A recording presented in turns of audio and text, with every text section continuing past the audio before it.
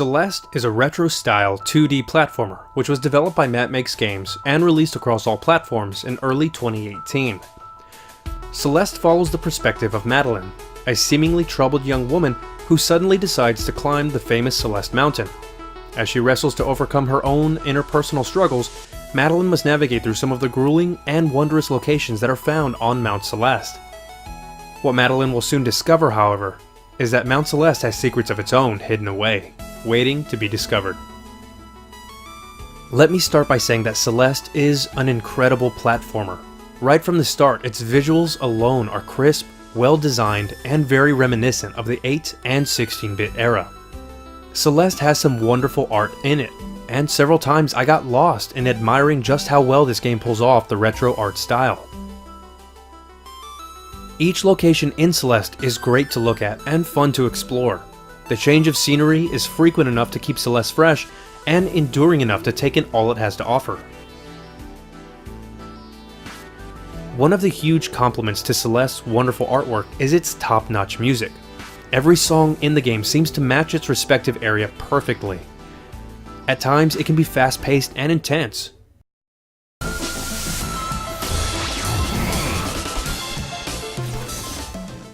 And at other times soothing and almost dreamlike.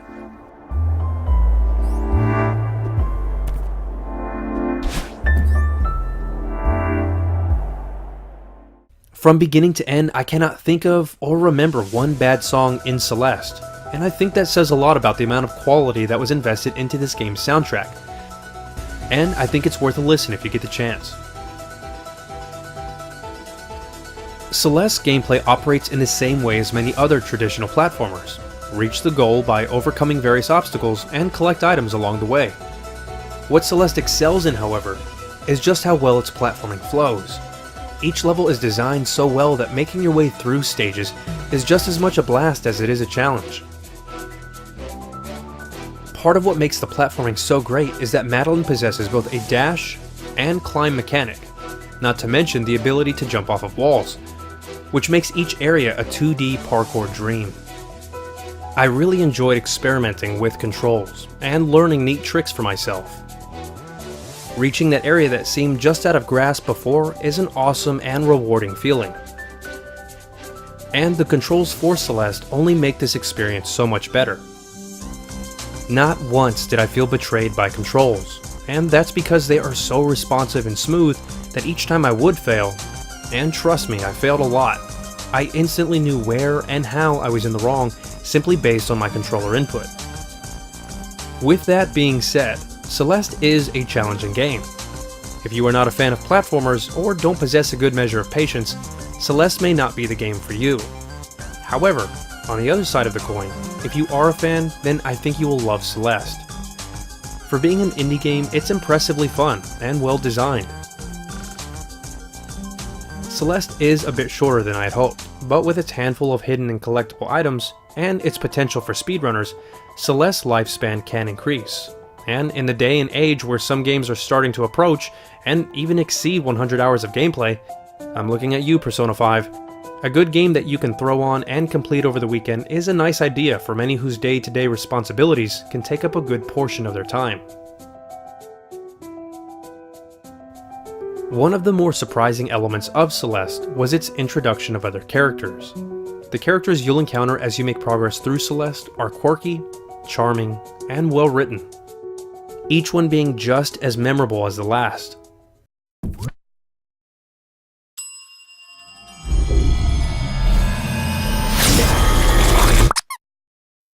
The dialogue and themes explored in Celeste are both emotionally relevant and potentially heartwarming. With a modern, fictional spin on its story, Celeste makes for a great tale that I think anyone can appreciate and enjoy. I really only have one gripe with Celeste. What Celeste does offer as a game is wonderful, but as a platformer it feels like it's lacking in its content, especially in the areas of hidden items, collectibles, and optional experiences.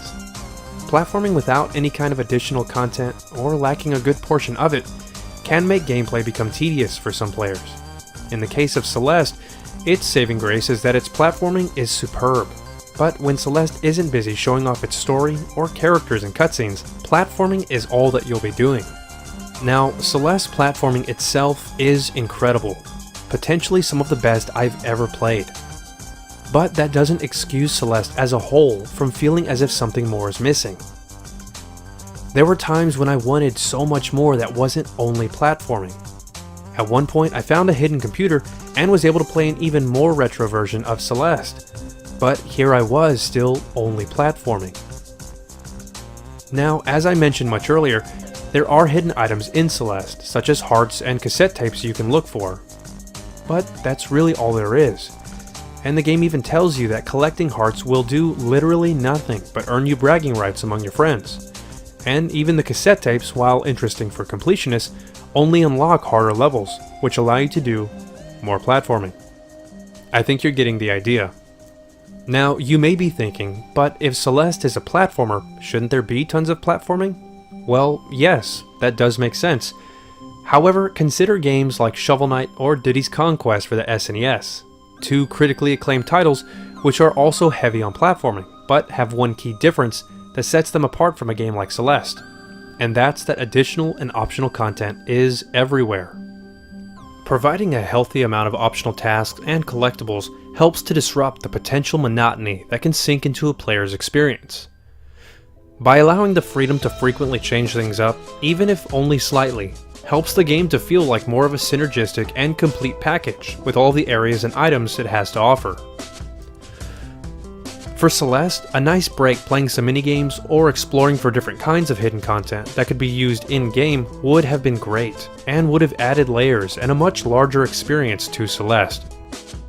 Now, this doesn't prevent Celeste from being a great game, because it is a great game, but I think it's only fair for you to know just how platform heavy this game is if you're thinking about picking it up. All in all, Celeste is a great title, and at its current price of only $20, it may easily deserve your attention.